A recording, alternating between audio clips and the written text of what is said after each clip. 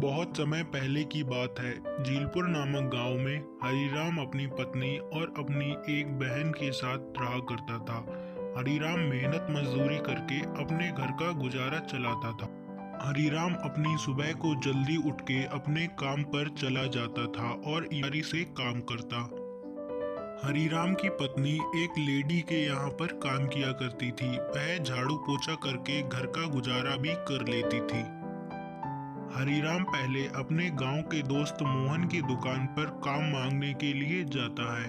हरिराम, मोहन भाई, आपकी दुकान पर कैसा भी मजदूरी का काम है तो मुझे बता दो, मैं आपकी दुकान पर काम करने को बिल्कुल तैयार हूँ।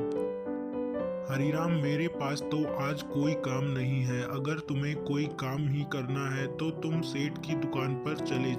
हरिराम मोहन की बात को सुनकर मोहन की दुकान पर से चला जाता है और वह सीधे सेठ के लड़के की दुकान पर जाता है और अपने सेठ के लड़के से कहता है, मोनू भाई, अगर आपकी दुकान पर कोई काम हो तो मुझे बता दो, मैं आपकी दुकान पर मजदूरी करने को एकदम तैयार हूँ।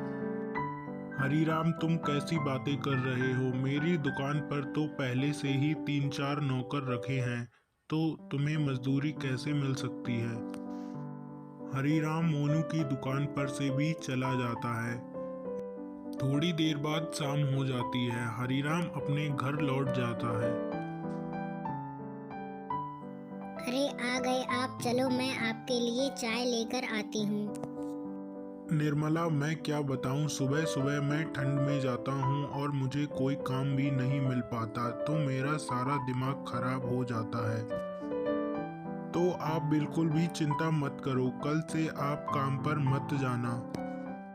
मैं ही कुछ इंतजाम करके देखती हूँ। उस रात तो हरिराम का परिवार अच्छे से खाना खाता है। खाने में वे पूड़ियाँ और आलू छोले की सब्जी खाते हैं।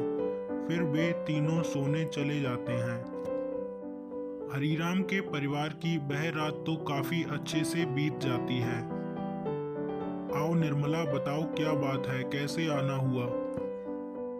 निर्मला, तुम आज बहुत ज्यादा उदास क्यों लग रही हो? बताओ, कोई बात है या तुम्हें कोई किसी भी प्रकार की जरूरत है?